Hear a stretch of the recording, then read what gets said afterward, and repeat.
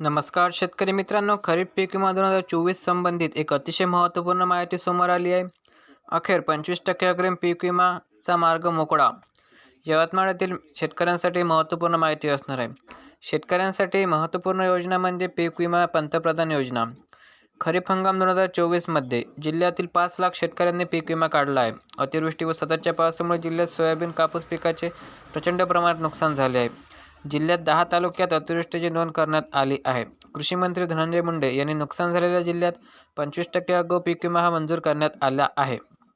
त्यामुळे जिल्ह्यातील शेतकऱ्यांच्या खात्यामध्ये 25% अग्रिम पीक विमा कधी जमा होणार याकडे शेतकऱ्यांचे लक्ष लागले आहे. त्यामुळे लवकरात लवकर पीक विमा शेतकऱ्यांच्या खात्यात जमा करावा अशी मागणी शेतकऱ्यांच्या वतीने करण्यात येत आहे. तर यवतमाळ जिल्ह्यामध्ये अतिवृष्टीची नोंद ही खरीप हंगाम 2024 मध्ये करण्यात आली होती. त्यासाठी 10 तालुके हे पात्र करण्यात आलेले होते. जसे की कृषी मंत्री धनंजय मुंडे यांनी माहिती दिली होती की नुकसानीचे पंचनामे न करता सरसकट पीक विमा कंपनीने 25% अग्रिम पीक विमा हा शेतकऱ्यांच्या बँक खात्यामध्ये जमा करावा असे आदेश पीक विमा कंपनीला दिले होते. तरीसुद्धा अद्यापही शेतकऱ्यांच्या खात्यामध्ये 1 रुपया सुद्धा जमा झाला नाही. त्यामुळे शेतकऱ्यांमध्ये नाराजीचे वातावरण निर्माण झालेले आहे.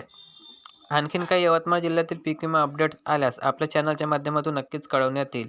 चला तर भेटूया पुढच्या व्हिडिओमध्ये. धन्यवाद.